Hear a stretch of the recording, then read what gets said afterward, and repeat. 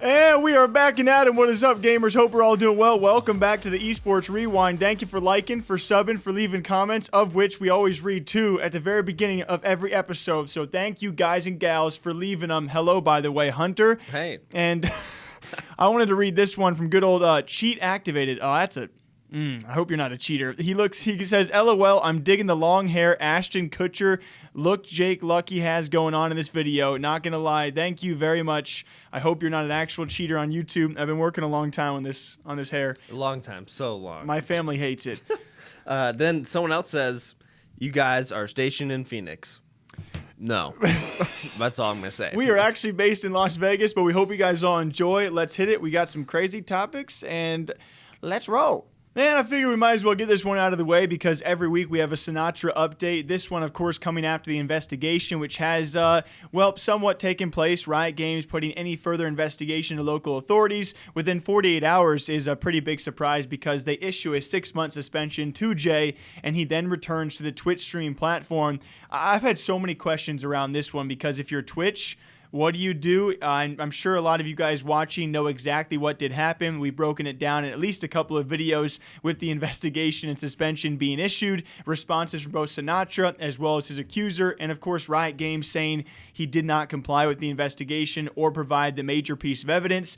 And then he goes, okay, 2 days later, here I am back on Twitch breaking 30,000 viewers and I believe a couple thousand subscribers at the very, very least.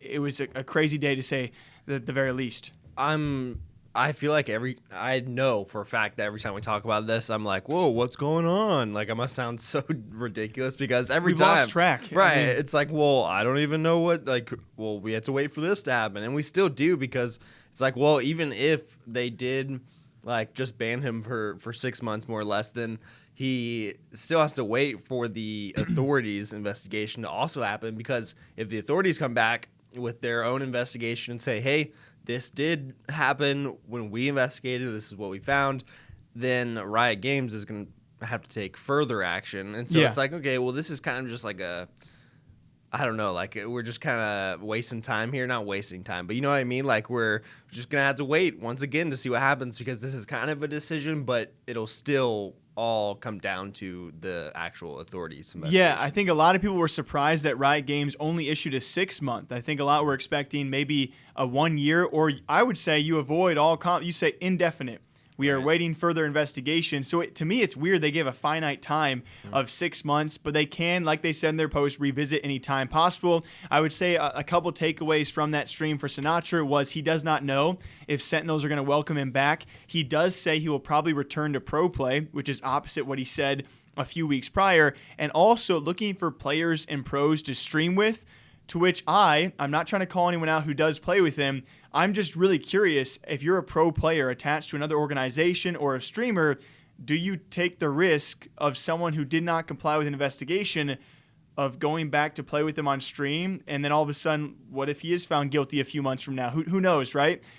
You have to be asking yourself those kind of questions as a fellow player and streamer. But then it's like, well, if he's bold enough to, as soon as that gets passed, he's back on streaming and, ready to play with people, then it's like, well, some people are going to. We know at least one person who would on social media that would play with Sinatraa, I'm sure. But we don't have to talk about him today. We just know there's some pros in the scene who just don't give a crap, and are going to do whatever they want, be as edgy as they think they are, and move forward and play with him. I'm sure some other former Overwatch, at least one former Overwatch guy would love to play with Sinatraa. Right. I think he would really enjoy it. And what do you guys think? If you were a pro player, fellow streamer, would you take that risk? Would you play with Jay not knowing what's going to come of the investigation? As that does continue, we will see who takes that chance. And someone out there who makes way more than we do in a single month, that's going to be Amouranth. They've been a large topic of discussion. If you guys somehow did miss this one as well, something you've been covering in a couple of videos, a breakdown which, Twitch all of a sudden suspending ads and demonetizing, it seems for the time being, Amouranth for her Twitch ads, to which she has now responded. If you guys do not know, she is a frequent hot tub streamer before that, though. Has been do I call her variety? She's been a frequent of the Just Chatting section and definitely knows what she's doing on the Twitch platform. And she knew the line she was riding as she took on the hot tub streams, to which Twitch kind of has her as what some streamers have labeled as a scapegoat, have demonetized her Twitch ads. Which we later found out, according to her, was about $35,000 to $40,000 a month. Is how much she's losing from being demonetized, which she goes on to say, like, hey, I have a lot of different sources for where, you know, my money comes from, which when we reported on it, we, you know, used some stats trackers that apparently weren't entirely accurate, but I think still stands that she's making a lot of money from a lot of different places. So this demonetization isn't the worst thing in the world, even though to us, I'm like, $35,000 to $40,000 a month is so much money, but to her, she's like, oh, it's okay. I have my other venues, you know.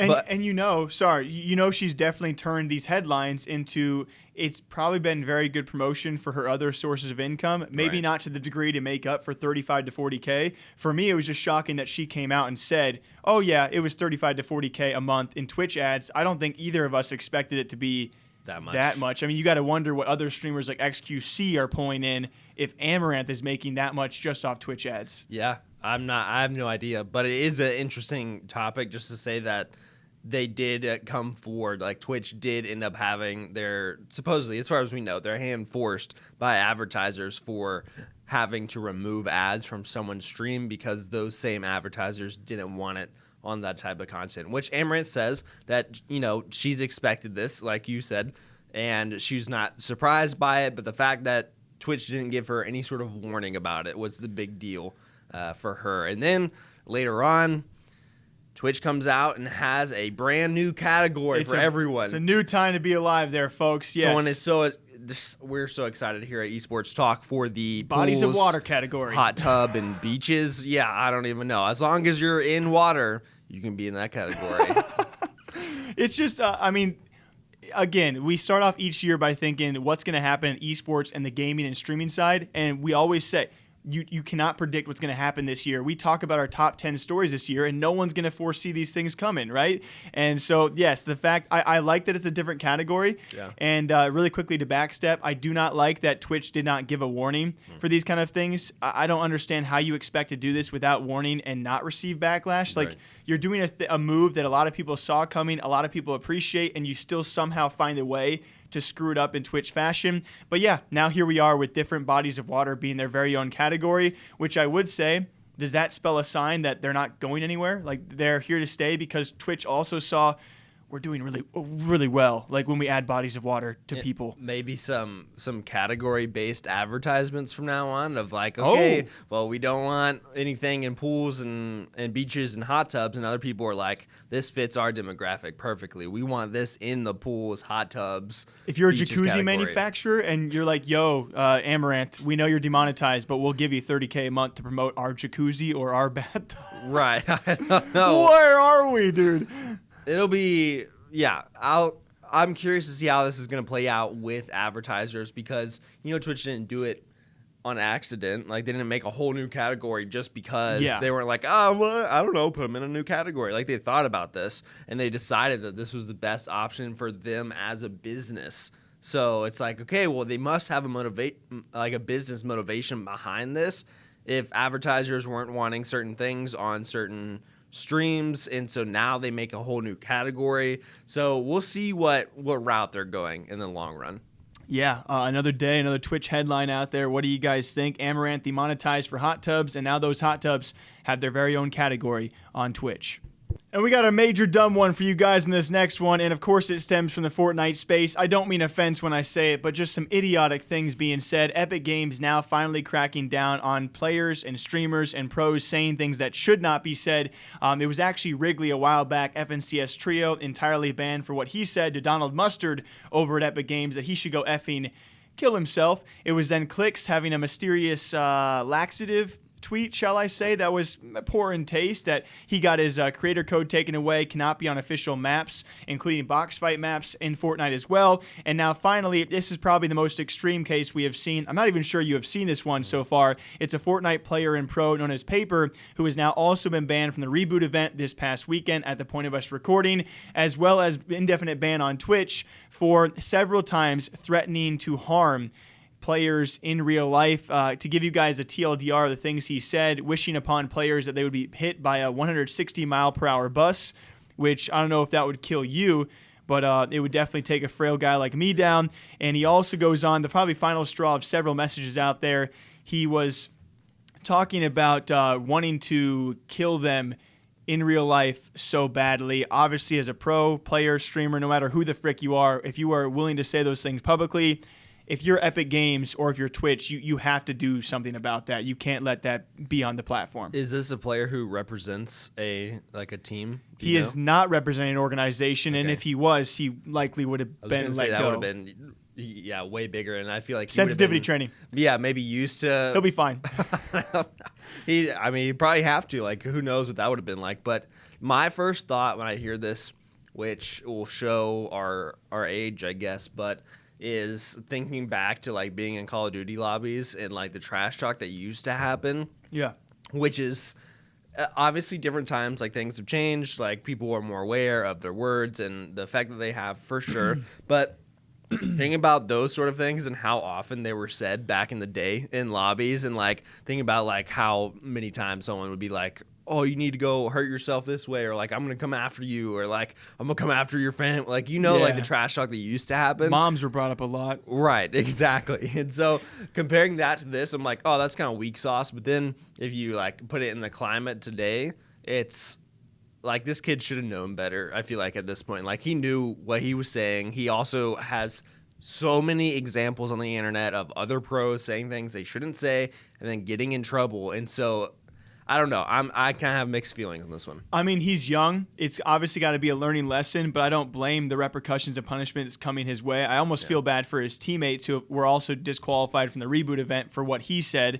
It's kind of more of a lesson to, really be careful about who you choose as a teammate. And yeah, clearly times have changed. I think they've been changed for quite some time, especially when everyone knows who he is referring to, either indirectly or directly adding them on Twitter like he did. You got to know there's going to be a punishment. Like, you, as a game runner, you cannot let players of your game physically threaten other people in your game. You cannot get away with that. So we'll see if there's any future punishment. But yeah, I think it's been widely known for some time, if you're an esports pro or player and you threaten anyone's life in real life, you're going to be facing the punishments of which Paper in the Fortnite scene is now doing. And we also had some Nadeshot drama. Ooh, we love to. We don't. I guess we shouldn't love to see it, but it keeps the channel alive. That's for sure. Nadeshot having his own Warzone event, as to which many creators are now getting their 2021 events and tournaments now being landed, which is awesome to see for Vicstar and Huskers, Nick Merckx and Nadeshot and whoever it might be. But with it, we've seen plenty of issues. It was actually early on, day one for Vicstar and Nadeshot's event, ruined for a lot of people, unfortunately, hackers and dev errors. It's clearly the game is still not really ready for competition, which is sucky to see when you got Bobby Poff raging about losing thousands of dollars based off some freaking kid wanting to ruin his game, and Tommy complaining as well. More importantly, it was some Nadeshot drama because he made a call that will be remembered for a while in his own Warzone event. It was actually FaZe, Swagg, and Booyah versus Isaac and Breadman, and during one of their matchups, it was actually Isaac who sabotaged Booyah by taking him in his helicopter and crashing it as well. Sabotage was actually clarified before the event to be allowed.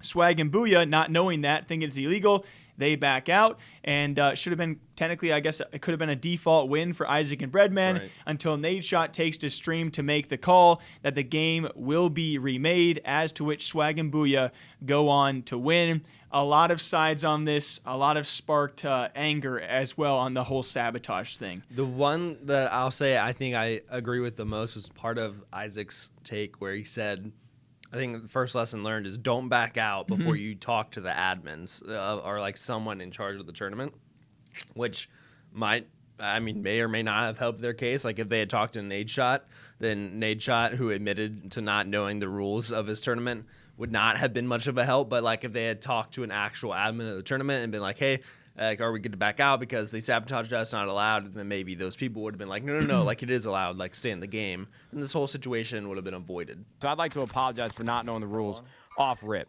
Isaac knew the rules. He's been in the Discord. I have been in that Discord where it clearly states that sabotaging is allowed. And I just was completely ignorant to it, and that is my fault. So at the end of the day, whether it was me who made the ruling or the tournament organizer, really what I wanted to see was not Game 3 end within the first minute because Booyah left the game. He should have never left, but it just like from an entertainment purposes or perspective. You wanted to see it. Yeah, you don't want to see a Game 3 end because somebody leaves the game and you don't even get to watch Game 3 unfold. At the end of the day, though, this is a competitive tournament and there should have never been a replay from my perspective now that I have all the facts and information. So I'd like to extend a personal apology to Isaac and Breadman. It was a lapse of judgment. It was just ignorance on my part. I'm so sorry that it happened to you. Something like this happened to me before, and it does not feel good. I should have been on top of my shit. But I hope you guys know that I don't throw a tournament with the hopes of fucking somebody over. It was never my intention. I really wish Booyah would have never left the game because we never would have been in this scenario. So, you know, it's a terrible situation. Either way, no matter what decision you make, and now we got to deal with the repercussions of that. Yeah, Nadeshot definitely sounding very apologetic and admitting he did not know the rules and that was his mistake. He does go on to actually compensate Isaac and Breadman because, well, Swagg and Booyah went on to play second, I believe, as well. But Isaac and Breadman were both given, at the time, I believe, just over $4,000 in Bitcoin after the dip. So, hey, that's pretty cool. Yeah. But it did continue because you have some pretty well-known figures in this space, and you got Swagg not being very happy about the reaction. They take to Twitter even further afterwards, after Isaac's response and apology. It was actually Swagg and Isaac going back and forth a bit, and apparently it was Swagg and Booyah who had called it ratty and scummy and not really approved of the whole thing, to which those tweets have now been deleted, and they say GG's only. They've kind of cleared the beef behind the scenes. It was kind of funny because you're refreshing the Twitter feed and things are being posted and then deleted, and you're like, I don't know, like, do we use this, or is like, what's going on here? I know, it's like, and it's hard to tell like what's actual beef and what's just like people making a scene to make a scene, you know, like for content almost. Yeah, because like I think is it see, it's all personal, it's subjective, right? I think banter's kind of, you know, jabbing back and forth. I think beef is a little more serious, but it's also like I don't think we take it seriously. Right. I'm not sure. I think maybe there was some beef at first, but like Isaac said, they handled it, you know, privately. They got a Discord call or DM'd and stuff like that, and were able to like smooth things over. Everything was good. Isaac came out, you know, with his video, which was a great take. And overall, whether or not they did or not, publicly they smoothed it over, and they're all good. Yeah, I guess very last time, I mean, what do you guys think? It was a complicated situation. I think everyone ended up just fine, right? Swagg and Booyah, they play second. Isaac and Breadman, they were compensated. Nadeshot and the tournament organizers certainly made the wrong call here, but were very apologetic. I don't think anyone's too fussle-bustled about it. And then I was actually talking to Isaac very, very lastly, and it's kind of funny to see the storylines that we're not going to mention right now unless there's like a third one. But you think about NRG versus FaZe in Warzone alone, Huskers and Nick Merckx, and then we have FaZe Swagg and FaZe Booyah versus Isaac, who's with NRG. Building the storyline. Building the storylines for a future just all FaZe, all NRG event where they just go at it. Do we call that beef or banter? Who's just... Never know. That's a really nice tagline. I don't know. Well, what do you guys think about Nadeshot's Warzone event? Had some spice to it, but it certainly added a nice little element for everyone watching. And very lastly, for all of you guys out there, I don't think we have too much of an Overwatch audience, but still, when it comes time for franchise leagues, just cutting jobs, it is the long-awaited Overwatch 2 coming sometime. It seems in the near future. We'll see what exactly is different about the game. One thing that will be very different is from 6v6 now to 5v5, which you covered, and man, for a Friday spicy topic, woo, some pros were very heated on the topic and the decision made. Yeah, definitely two different sides of this. People are either, do you know what I'm saying? I'm just mouthing the words. People are either like super pissed or like, oh, it's fine, like whatever. And the reason being, so if you're not a fan of Overwatch, I'm sorry for a hot second, but if you are, then you'll know then in Overwatch, the original, not 2, which isn't out yet, they had off-tank and main tank. And so 2 different tank roles that you could queue up for and play, and now they're just making that into one, and it's now just called tank. They said they wanted to do that because they felt like it would bring a little bit more impact to individuals in the game and a little bit more impact on exactly your play style and like the decisions you're making and who you're choosing, this, that, and the other. They wanted bigger moments in the game versus some people. I think they've probably got a lot of feedback saying like, for someone who just tunes in to an Overwatch stream, then especially a pro stream, then they're going to be really confused as to what's going on. You? 100% me. Right. And when it's 6v6, 12 people, so many different abilities happening, 2 different tanks on each team makes it confusing because there's so much, like CC and stuff going on that it gets confusing. But because of that, they want to cut it down to 5v5, and a lot of people were upset because, yes, people are going to lose their jobs. Supposedly, we don't actually know how this is going to play out in the long run, I think I will say, because maybe they keep both tank roles because they don't know which, in this situation, we want this tank player to play. In this situation, we want this tank player to play. But as to your face, I don't know if orgs are going to want to pay a potential this or player, this. They're going to be like, no, we just want one, and you're just going to have to play both and whichever we need. Yeah, and we saw this just last year with Call of Duty, which originally is 4v4, but they chose to go 5v5 for a couple, and then, of course, the first season ended up also being 5v5 for CDL, and they revert back to 4v4, and instantly you have an entire job just cut, and you go from 60 CDL starting jobs to 48, which is already limited at 60. And so it does, from my perspective as a viewer, again, not a heavy watcher of Overwatch, I do feel for the pro players. Now, if you're an organization, you probably love it. I imagine with the state of the Overwatch League, we don't really know. I think it's fair to say we don't know where its future is heading. And so as an organization to be even that much more sustainable, one less player to hold on to, yeah, I think it makes sense from an org standpoint, but it does overall suck to see. It could also just be, like you said, better for the future of the game, which you got to understand. But yeah, it certainly sucks for a lot of pro players out there. I think that was the one take I really loved, which was a lot of people did say it, but the one I heard first was Avril talking about, hey, Overwatch wasn't doing good to begin with. The viewership was not doing great, and this change is they're going to try a change. They're going to try to make it better. We can't have better viewership in a better game, a better community, if we're not trying new things, if the old things weren't working to begin with. And it's that's right. If they want Overwatch to survive, then try changing something up and see if it works, see if it sticks, if they can balance it better, and if viewership gets better. Yeah, so I think next up, League of Legends should go 4v4. I think CSGO should go 3v3. Cut out top lane. We don't need it. I think Dota should go 1v1. We'll see, though. Yeah, it's certainly tough when you establish a franchise league and you change something that drastic, and we'll see if it's actually better for the future of Overwatch and Overwatch 2. Hey, yeah, ow, frick. Oh, God, hit my knee on the table. Oh, my God. As per usual, we hope you guys all enjoy this episode of the Esports Rewind podcast. Thank you for liking, subbing, commenting, following us on social media because we desperately need everyone's attention. So much. Literally.